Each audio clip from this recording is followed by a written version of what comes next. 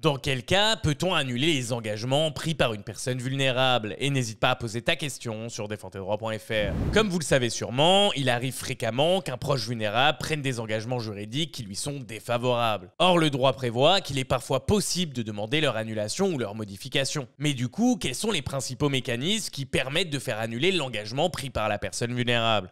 Tout d'abord, on retrouve les vices du consentement, qui sont au nombre de 3, l'erreur, le dol et la violence. S'agissant de l'erreur, celle-ci doit porter sur les qualités essentielles de la prestation due ou celle du contractant. Tandis que pour le dol, c'est le fait pour un contractant d'obtenir le consentement de l'autre par des manœuvres ou des mensonges, si ce n'est même une dissimulation intentionnelle, et auquel cas on parlera de réticence dolosive. Enfin, s'agissant de violence, je vous fais pas un dessin, c'est lorsqu'une partie s'engage sous la pression d'une contrainte qui lui inspire la crainte d'exposer sa personne, sa fortune ou celle de ses proches. Le second mécanisme, c'est l'insanité d'esprit, et il se retrouve à l'article 414-1 du Code civil. Pour faire un acte valable, il faut être sain d'esprit. Si une personne n'est pas saine d'esprit lorsqu'elle conclut l'acte juridique, on va considérer alors que ce consentement n'a jamais existé. Enfin, le troisième mécanisme est la lésion en matière de vente immobilière, et cela se trouve à l'article 1674 du Code civil. Celui-ci vous indique que si le vendeur a été lésé de plus de 7/12 dans le prix d'un immeuble, il a le droit de demander la récision de la vente, c'est-à-dire de l'annuler. Cela est ouvert pour les majeurs protégés, mais également pour tout le monde.